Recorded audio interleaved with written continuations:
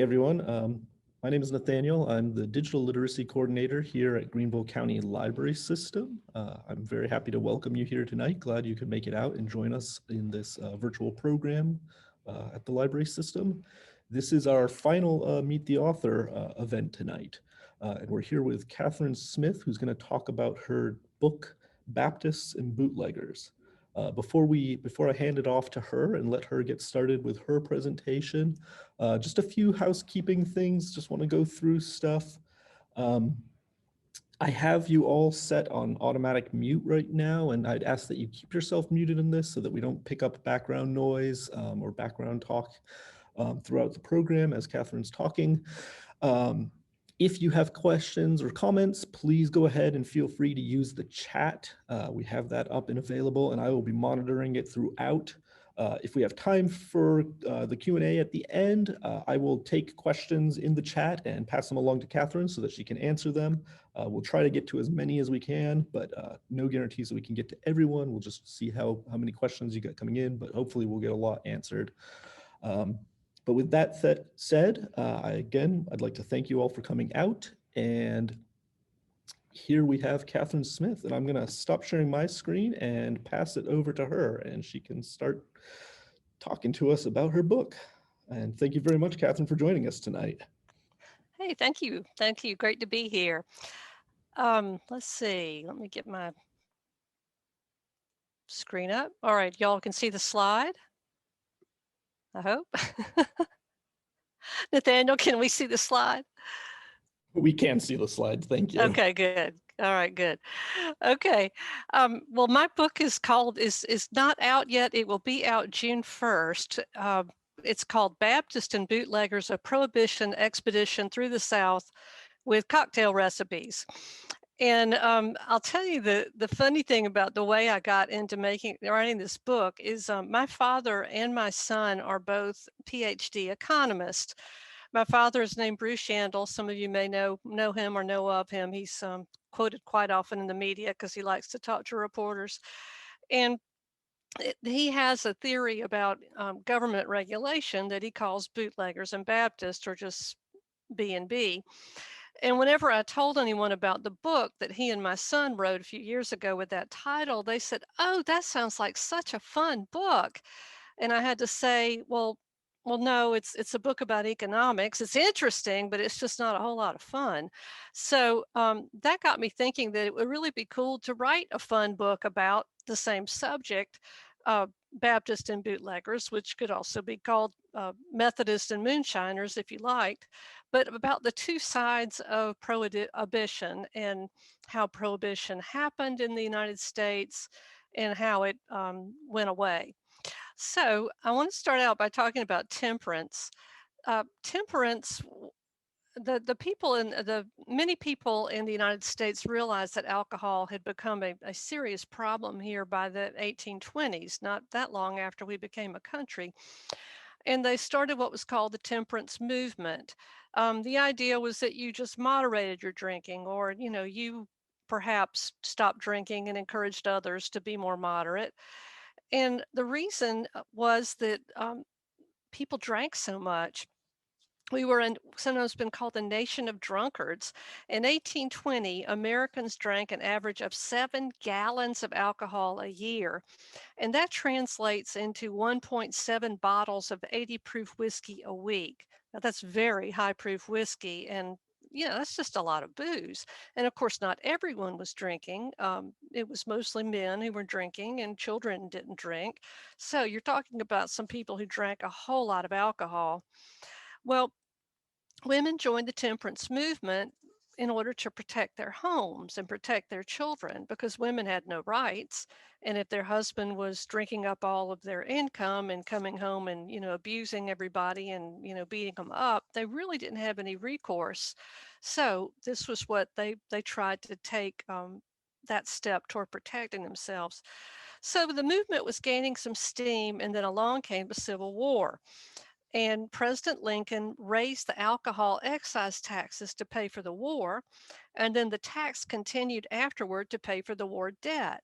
Now, of course, in the South, We weren't subject to that tax until after the war, after the Confederacy rejoined the Union. And a lot of people were pretty put out that they were expected to pay this tax to pay for the Union Army's expenses. And they went underground with their alcohol making. This is what we would think of as people making moonshine, the so called blockaders, many of whom lived in the Blue Ridge Mountains. And they were kind of seen as heroic figures, and they were sticking it in the eye of the North, which we weren't still very reconciled about rejoining. But it just is about how much money came in because of this excise tax from 1873 to 1917. The federal excise tax accounted for almost a quarter of the federal budget. Well, by the early 1870s, women were ready to fight for temperance again. And an organization called the Women's Christian Temperance Union, the WCTU, was founded in the Midwest. And soon it had adherents in every state.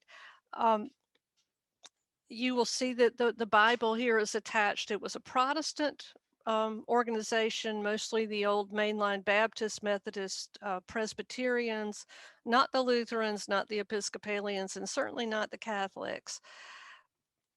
Um, the leader for most of its formative years, especially about 30 years, was this woman, Frances Willard. She was tireless and passionate. Um, the organization's primary cause was, of course, banning alcohol, but they also worked for other women's causes, including the raising of the age of sexual consent from 10 to at least 16. Incidentally, the WCTU in South Carolina lobbied for this, and it was accomplished in South Carolina in 1895 when our Constitution was rewritten. The pledge of the members of the WCTU is this one. I hereby promise by the help of God to abstain from the use of all intoxicating liquors, including wine, beer, and cider as a beverage, from the use of tobacco in any form, and from all profanity. Okay, I don't smoke, so that's at least one out of the three. They recognize that for women to achieve any power over their own lives, that they had to have the right to vote. So the WCTU and the temperance movement allied themselves for the most part with Susan B. Anthony and the suffrage movement. That didn't always happen in the South because we still had that states' rights issue going on. Um, Another important thing that the WCTU was they began educating a generation of children about the evils of alcohol. And eventually they got so powerful that they had the power to approve textbooks for schools throughout the country. If you couldn't get the stamp of approval of the WCTU, um, you couldn't get your textbook sold in the state.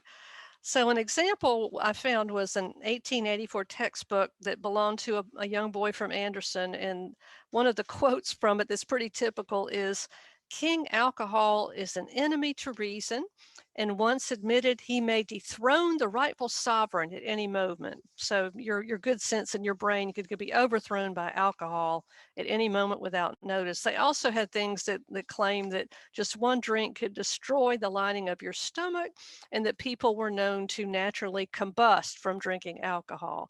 I don't know if either of those things has ever happened. Um, the main place that men did their drinking in the late 19th century was the saloon. Um, it was a place where women didn't go. It was a men's place where they could talk, relax, drink, vote, pick up their mail, find a job, and socialize. In some cases, the saloons were the country club of the working class. Women weren't welcome unless they worked there, I guess, as a barmaid or a prostitute, and no self-respecting woman would ever enter a saloon. So you've got all these pictures and stories of poor little children being sent into saloons by their mothers to try to get daddy away from the bar. In fact, saloons had been banned all over many places in the country by the late 1870s, 1880s, but they weren't policed. So even though they might be banned, everyone winked at it, and the saloon owners paid off the chief of police and the mayor and everyone else. So they just continued as they wanted to. Now, in 1893, a group called the Anti-Saloon League took them on.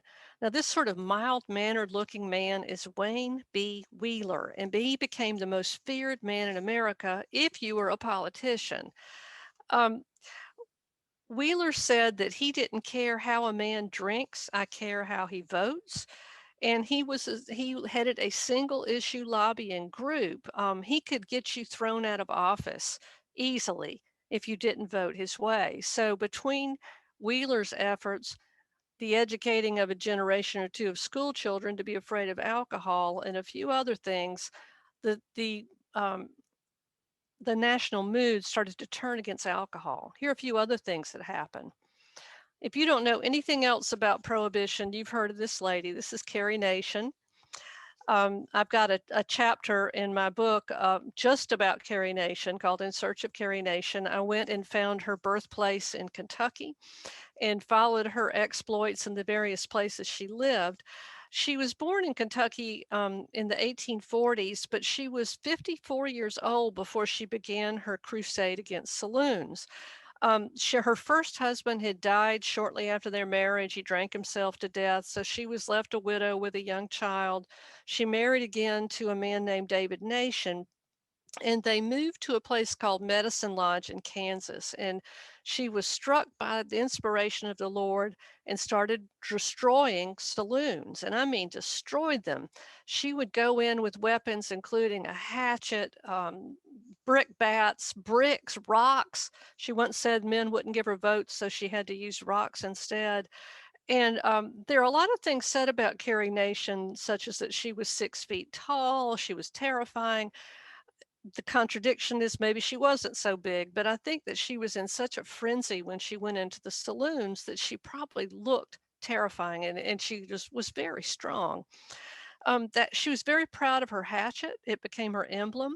She had little tiny hatchets made as pins and sold them to fund her activities. She had a newsletter called The Hatchet. And in the last years of her life, she started a home for a women's shelter that she called Hatchet Hall. Her other emblem was her Bible. And this is one of the few pictures in which Carrie Nation is not holding a hatchet in one hand and her Bible in the other. The other thing that started turning the nation towards prohibition was bigotry toward immigrants. We had a tremendous number of Italians, Irish, and Germans who came into the United States during the late 19th and early 20th centuries. The Germans got the corner on the beer market, and the people who were Protestants and teetotalers and Christians, in the rural areas, looked at these people in the cities with great suspicion. Their language was different, their habits were different. They drank wine, they drank beer. If you were Irish, you drank everything. And they turned against these others and looked at them as one of the causes of all the misery of alcohol. Of course, then along came World War One, and the Germans were even more unpopular. Now, interestingly enough, in places around the country, people found others to look down upon and blame for the problems caused by excess alcohol.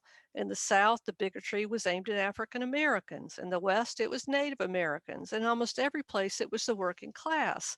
So you would have wealthy people saying, well, it's, we know how to handle our booze. It's these working people who don't. So we need to ban alcohol so they can't get any, wink, wink, knowing that the wealthy people could always get alcohol.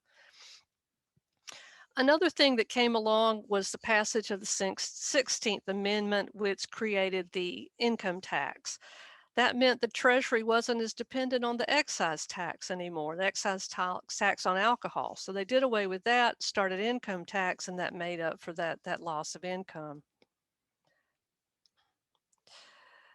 Well, the South was some of the states in the country admitted as dry states. I believe North Dakota was one, but the South was very eager to go dry. Georgia was the first of those states that went dry in 1907. And this turned out to be a really good thing for South Carolina because we had local dispensaries by then. So they just made a land office killing selling alcohol from people who went over the line in Georgia. In fact, the Aiken County, which is adjoining Augusta, paid hundreds of miles of roads, built a water system, all these new schools, all with the alcohol money that they got in taxes from people from Georgia. North Carolina also went dry before South Carolina, so the same thing happened here. But by 1919, every southern state had gone dry except for Louisiana, where the good times roll. Well, finally, the 18th Amendment was passed by Congress in October 1919, and this is part of it. You'll notice that what it specifies is that you cannot manufacture, sell, or transport intoxicating liquors or import them from the United States or in its territories. It doesn't say you can't drink. So there were some big loopholes in the amendment. Um, the reduction in alcohol drinking was evident immediately. Doctors started noting that there were a few people coming into the drunk tanks and there were uh, waiting rooms, for example, in their emergency rooms. However, there were some holes in the loopholes, some loopholes in the Volstead Act, which was the enforcement mechanism for the 18th Amendment that you could drive a beer truck through, including several beer trucks. These including using alcohol for medicinal purposes, something we still joke about today. Um, actually, the American Medical Association prior to Prohibition had said that there was no proof that alcohol was helpful in any case for any malady. It changed its mind after the Volstead Act was passed because doctors could make a lot of money prescribing and selling alcohol. So could pharmacies. Now, there are some legitimate uses for alcohol in medicines like cough medicines and things like that. But, as far as just, taking a nip for a cold, there were a lot of people who were sick a lot. Let's put it that way. Certain religious rites were excerpted. The Catholic Church could still use wine in its rites. A huge amount of wine was made, maybe more before than they ever needed in the Catholic churches. They also allowed people to keep any alcohol they had on hand when Prohibition went into effect in January 1920. So rich people stocked up, private clubs stocked up. Um, you were also allowed to keep, you could make make wine only for yourself, for your family's use. And I believe hard cider also because the Apple lobby got involved in that. Um, but you weren't supposed to sell it. People sold it anyway. So the 19th Amendment followed hard on the heels of the 18th. In fact, it went into effect beforehand. So women got the right to vote in time for the 1920 election. And in their wisdom, they helped elect Warren G. Harding. More about him later. So at first it was, things went well with the amendment. There was, as I said, a decrease in drinking, crime, that kind of thing, but not for long. We already had crime bosses and organized crime going on by that time, and it was for things like prostitution, numbers running, gambling. There was such a huge amount of money to be made with bootlegging that it quickly drew the criminal element in. So this is a cartoon from that time that has Uncle Sam with his prohibition sign dancing with the racketeers and the bootleggers. And the question is prohibition success or failure? And people were asking that immediately and continued to ask it until it was repealed and even after. Okay, well, the thing is that people still wanted to drink. So a new kind of bar was invented called the speakeasy. In the South, they tend to be called blind tigers or blind pigs. Some of them were very secretive. All you needed to have a bar was a piece of wood leaned on a couple of trestles and 2 bottles of liquor. Or you could have really, really fancy clubs with entertainment and all that kind of thing. Of course, you paid off the police and sometimes the prohibition agents so they wouldn't raid it. And everybody had a good old time. Um, or not. The South, of course, as I mentioned, had gone dry so far before the rest of the nation that we eagerly began to supply the rest of the nation with booze.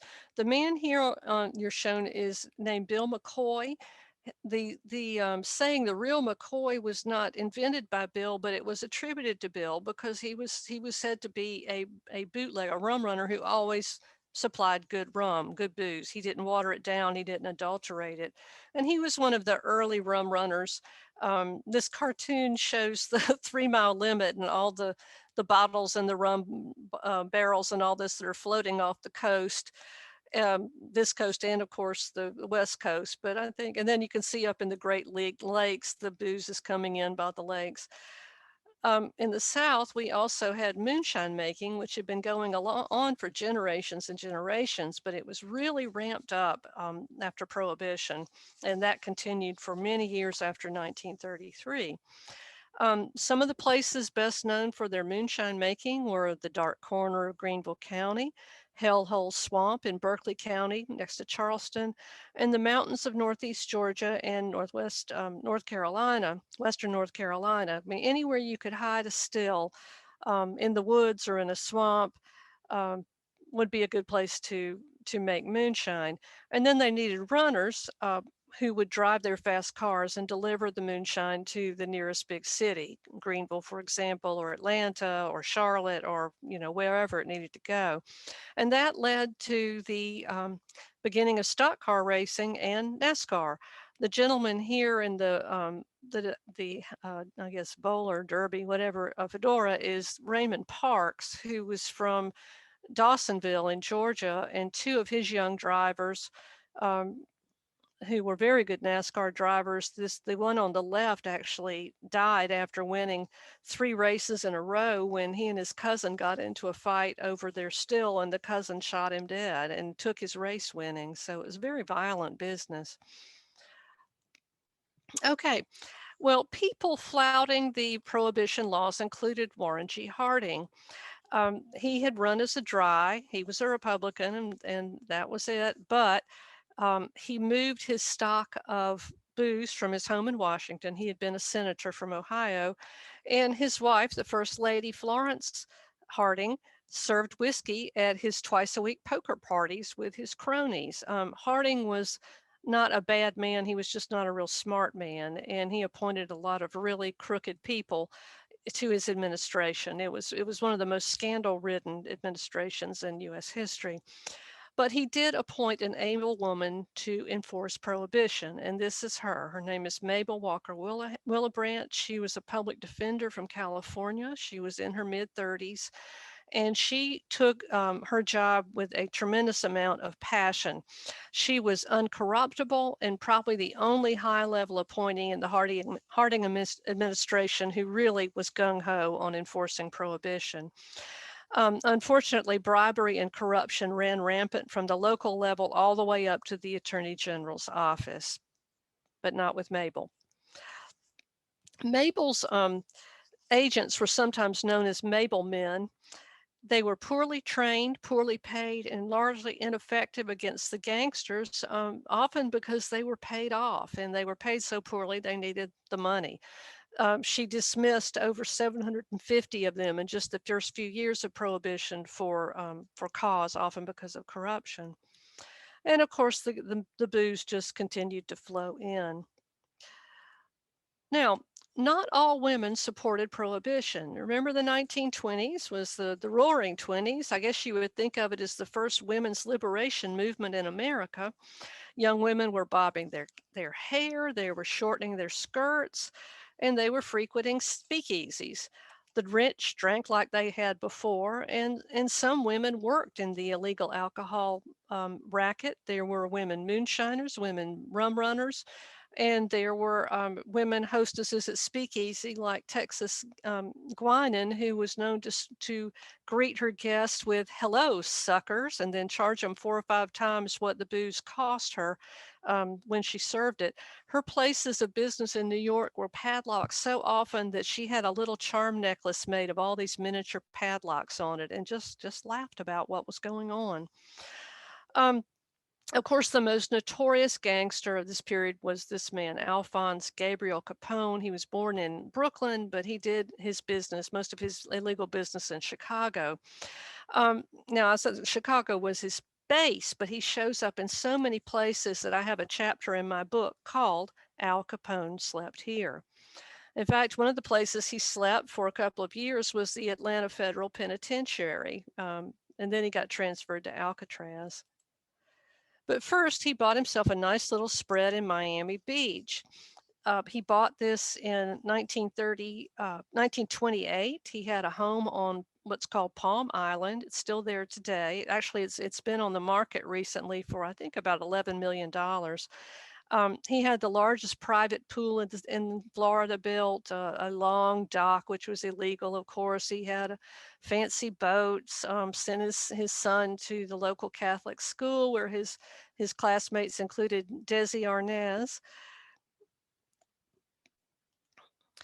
Well, repeal became an issue in the very ugly campaign of 1928. So while Al Capone is setting up housekeeping in Miami Beach, you've got Hoover, who had been Calvin Coolidge's Commerce Secretary, running against Al Smith, who was the governor of New York.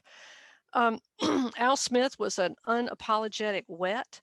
Hoover enjoyed a cocktail here and again, but he went with the dries because that was the GOP position.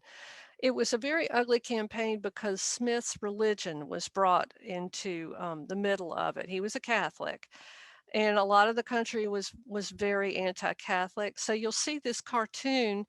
Our candidate shows him the wet crowd. You've got this guy with a big red nose.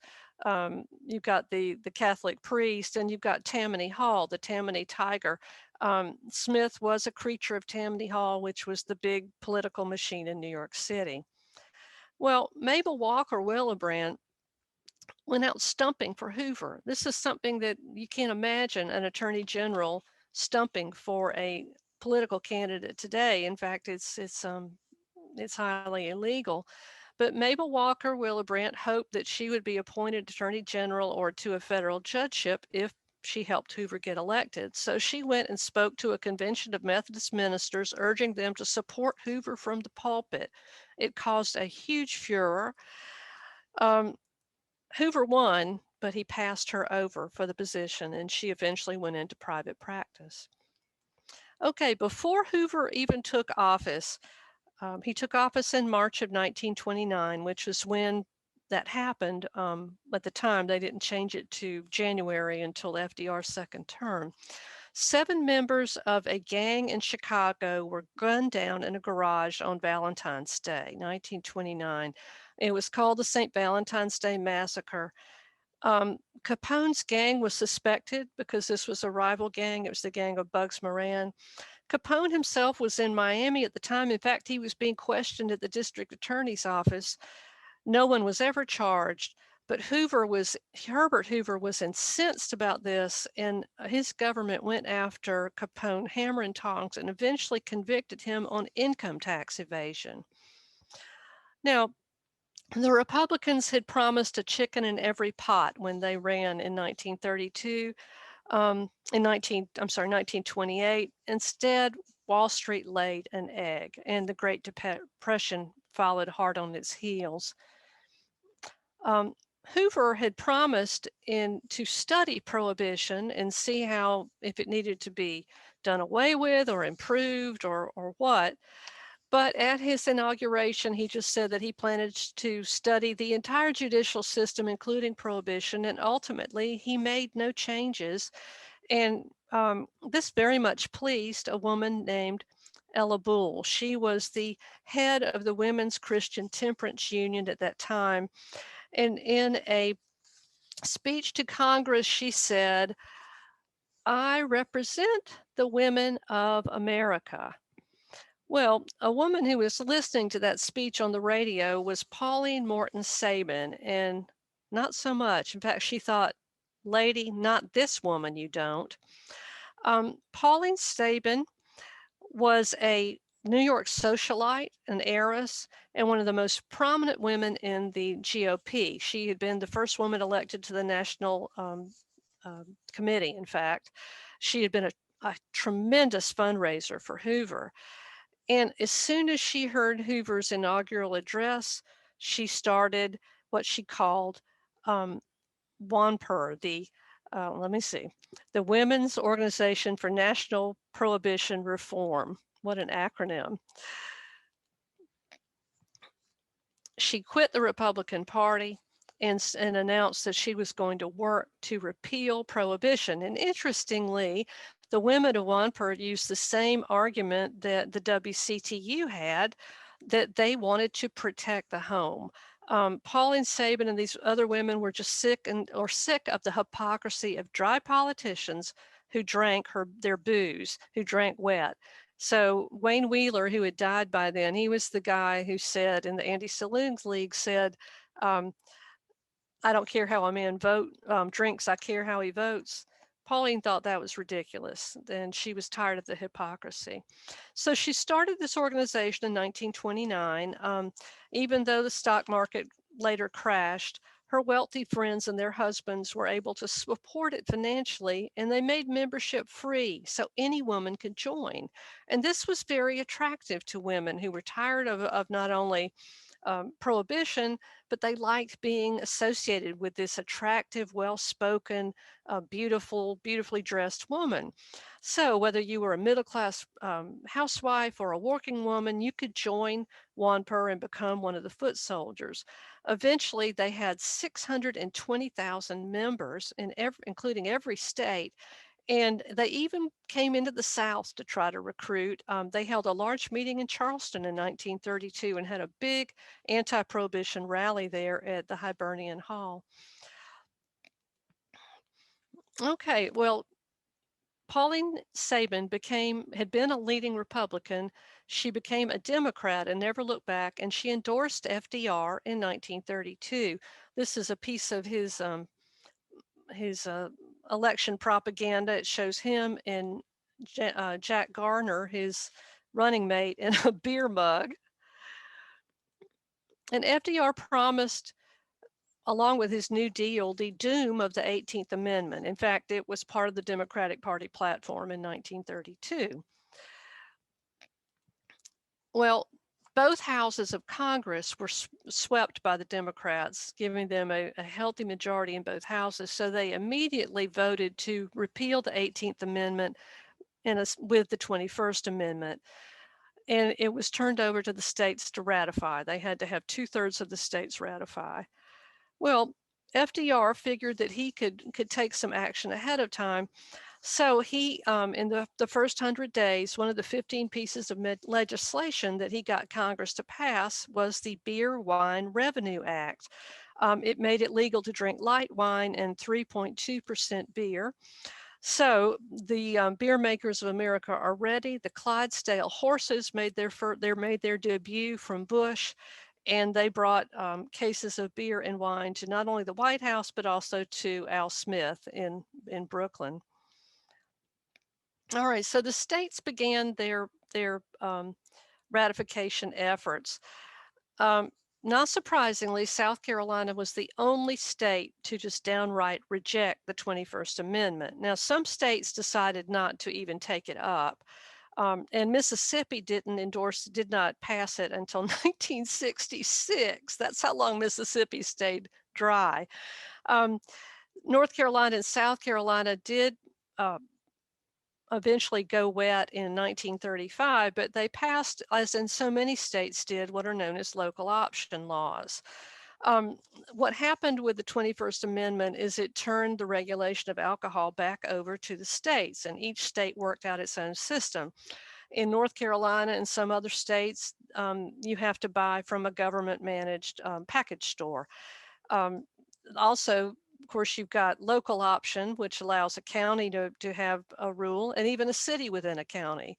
One of the best examples of this was a couple of years ago. I could buy beer at the Bilo grocery store in Pendleton, but I couldn't buy it in the county seat, Anderson, where I live. Same county, two different municipalities, two different sets of rules.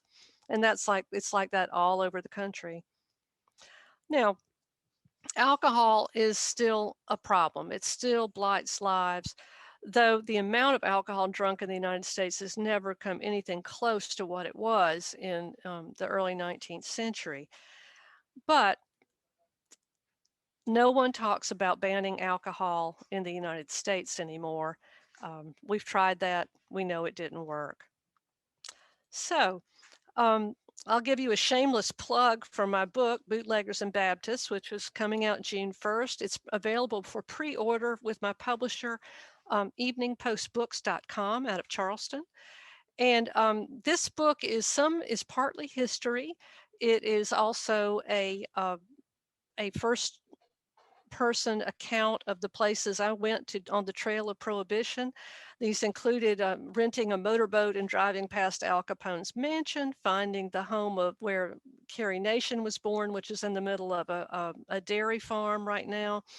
I went down to the American Prohibition Museum in Savannah and took a cocktail making class. I went to Louisville for a weekend of bourbon tasting. And I also went to the Moonshine Festival in Dawsonville, Georgia, and learned all about NASCAR history from there. So each of the chapters has history, a prohibition expedition that you can take if you want to follow some of the places I found, a cocktail recipe or two, a cemetery side trip where you can find the graves of bootleggers, Baptists, and everyone in between, some recommended reading, and just all kinds of assorted sidebars and stuff. It's a really fun book, and I'm bragging on myself, but it's true. It's really fun, and I've had more fun writing it than anything I've ever worked on. So I am ready to take questions. And it would be really nice if I could see faces. Can people join with video, Nathaniel? Yes, I can turn that on if people would like to do that. And Yeah, if you'd like to show your face, I'd love to see your face. yeah, let me turn that on. I've got a few questions in here, Okay. but if people want to chime in and ask other questions too, feel free to send them in the chat, and we can pass them along. The first question I got from the chat while you were talking was from Susan Cooper, who asked if you knew where the term speakeasy came from, which is a good question because I have no clue. You know, I knew that at one time, and I can't think where it came from. I'll have to look that up because I know I'm going to be asked that again. That's a good question, Susan. I can tell you where the term blind tiger came from. Um, South Carolina had the strangest experience, as you shouldn't be surprised. We do everything strangely, but instead of passing prohibition laws in the late 19th and early 20th century, we had our own state depository that was the monopoly producer of alcohol. This was one of the projects of Ben Tillman, Pitchfork Ben Tillman, a really terrible man, a racist, murderer, you name it. He did found Clemson University and Winthrop, but other than that, but this was his big project. It brought tons of money into the state treasury. It was famously corrupt, but the people who were trying to avoid that buying that overpriced alcohol would operate what they call blind tigers. And the idea was you would go into a restaurant or a grocery store or some other place and you say, I'd like to see a blind tiger. And they'd say, oh, come this way. So they'd take you into a room, you would pay for your ticket, you'd get a complimentary drink. And then when the blind tiger didn't show up, they'd say, oh, I'm sorry, would you like to buy another ticket? And we'll give you another complimentary drink. So in some places they were called blind pigs, but that's where the blind tiger comes from.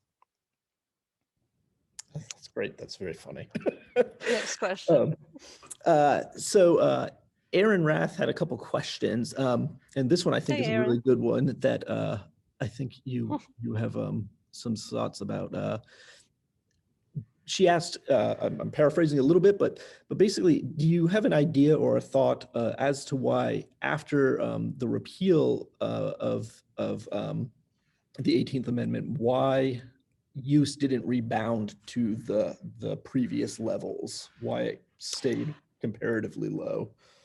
Um, I think it had just kind of broken that really, really bad cycle of people were drinking straight whiskey, and we'd had this period of making cocktails because the alcohol was so bad.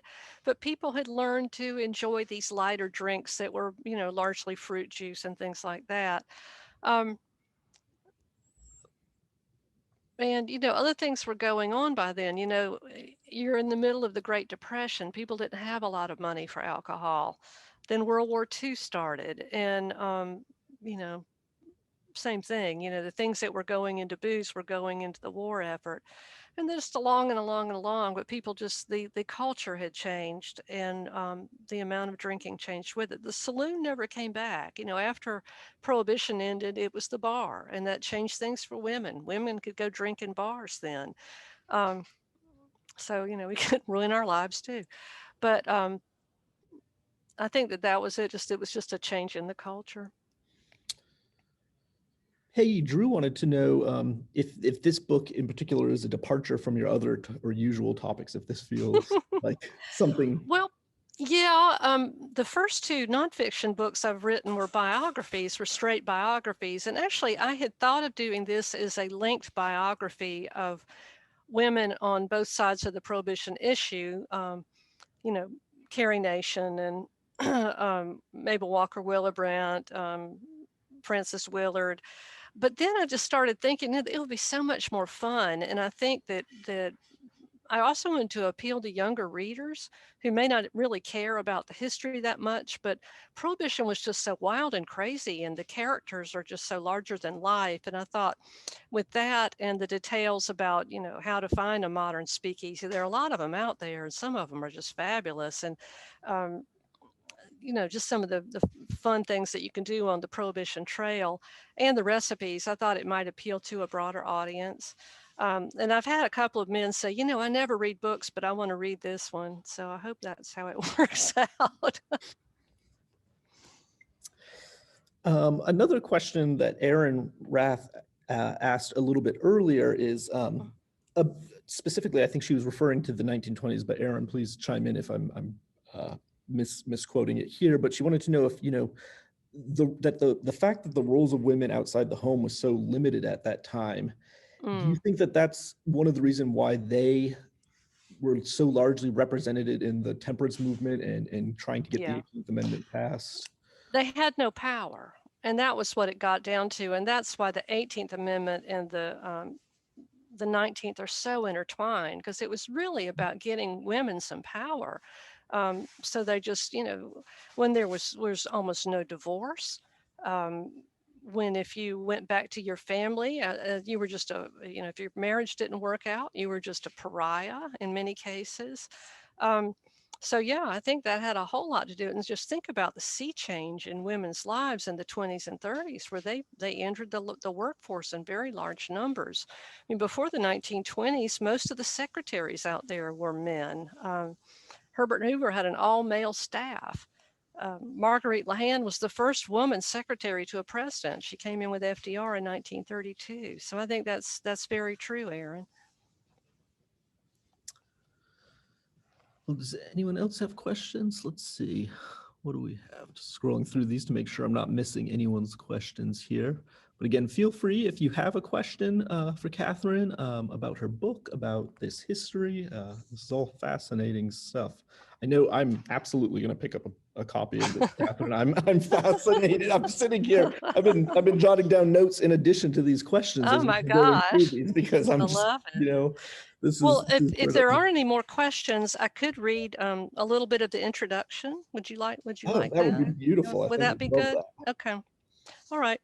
And this kind of tells about why I decided to write this book that I wrote. Late one afternoon, I walked into the Prohibition Bar and Restaurant on Charleston's King Street. It is a welcoming sort of place, even before 5 o'clock, with a long rustic bar manned by bartenders in quasi-period dress, a pair of suspenders here, a flat cap there, ready to mix up cocktails from the second largest selection of liquors in the state.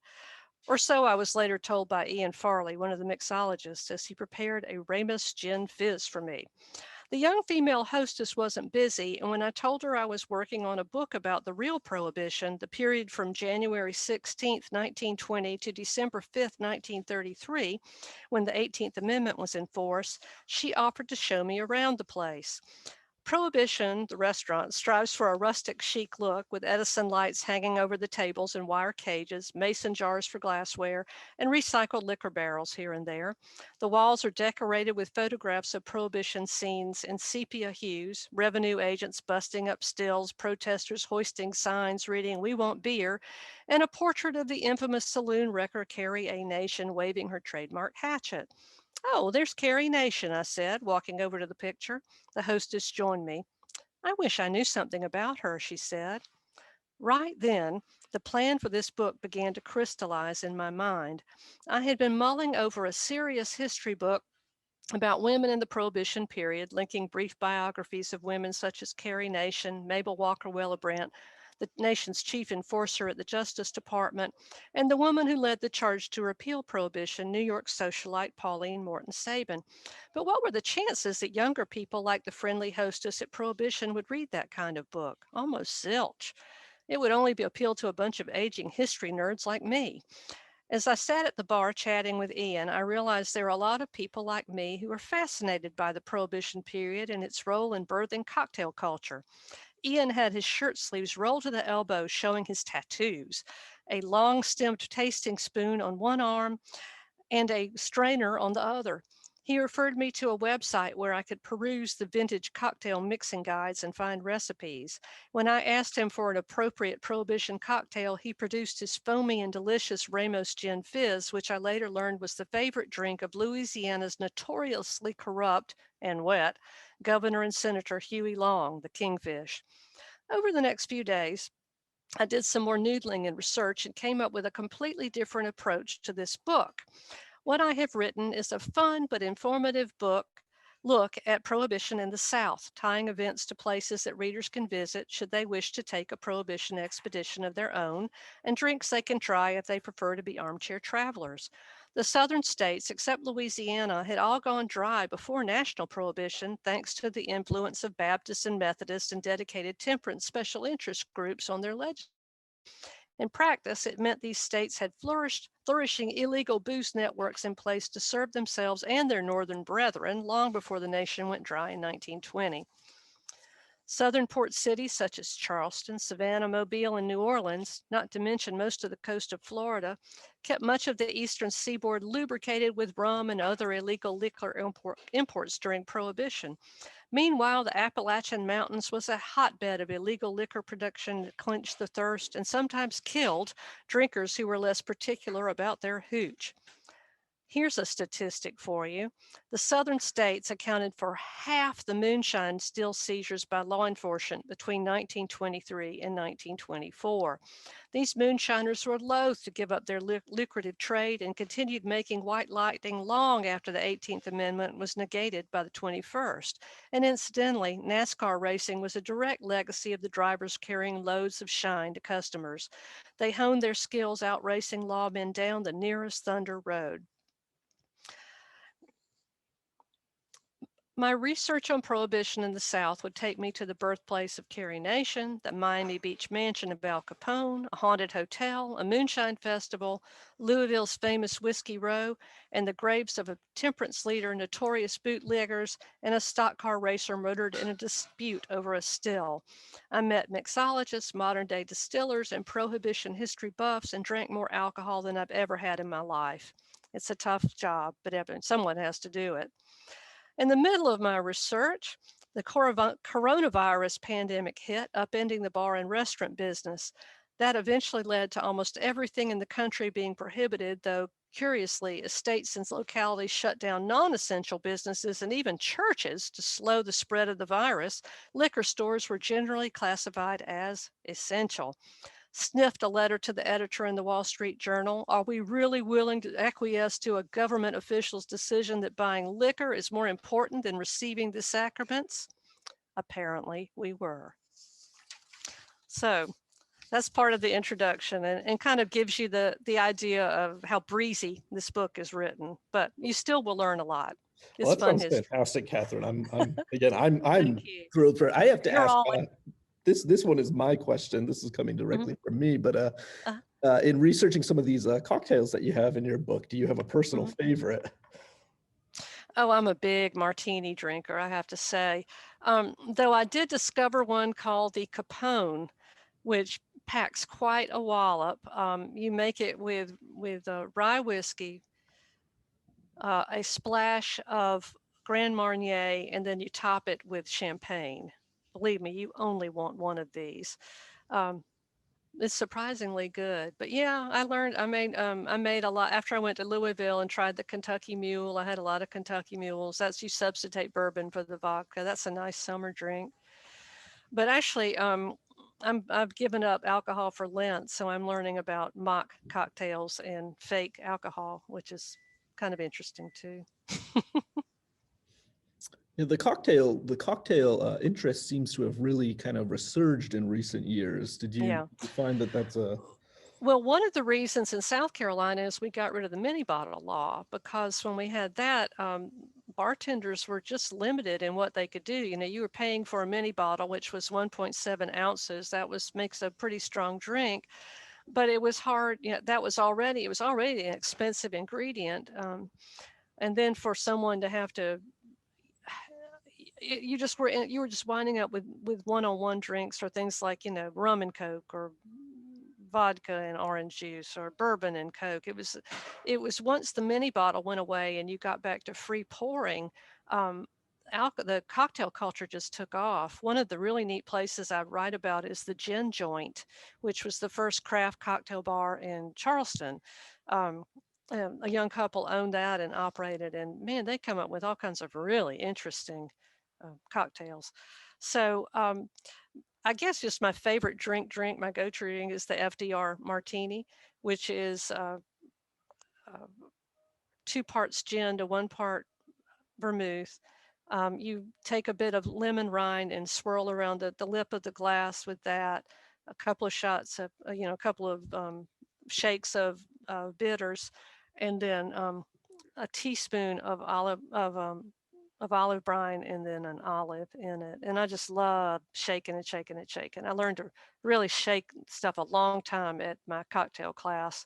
Um, I mean, they could keep shaking it until the shaker is all covered with frost, and then shake it a few times more. that one sounds great. I'm a big I'm martini going to fan make you all myself. want to go So. out and start drinking. I can tell. Um, but anyway, I'd like to, again, if you want to pre-order the book, it'll be out June 1st. And I think it would be a fun book to build book club meetings about. Always happy to talk to a book club, Zooming or in person. And, um, just I'm really looking forward to getting back out again. Zoom is great, but it has its limitations, as we all know. And nothing like talking to a live audience about a subject that you're interested in. Well, this was great, Catherine. Again, we really appreciate Thanks. you coming out. I hope that everybody, watching throughout this and listening to her and the questions you had, I hope that you found this really enjoyable. Again, personally, speaking for myself, Nathaniel, here at the library, I'm looking forward to this book. I know that we'll be getting some copies here at the library system, so keep an eye out for those. I Yeah. hope that you'll also maybe join us in future events or programs. Anyone who's here tonight, please, check out our website and make sure to see what other events we have coming up. We're going to continue to have virtual events, and someday, hopefully, we will get back to these in-person events as well. Okay. We're still a little bit into the pandemic, but fingers crossed that maybe later this year we'll be back. But again, Catherine, thank you so much. We're looking forward to your book, Okay. and thank you for a wonderful Thank you. discussion and talk tonight. This was If great. Thank you so much. This has been really nice. If anyone comes up with another question, just email me through my website, which is catherinesmithwords.com. Great. I will post that in Okay. chat too, so that they have that. Thank you, Catherine. All right. Thanks. Everybody have a good evening.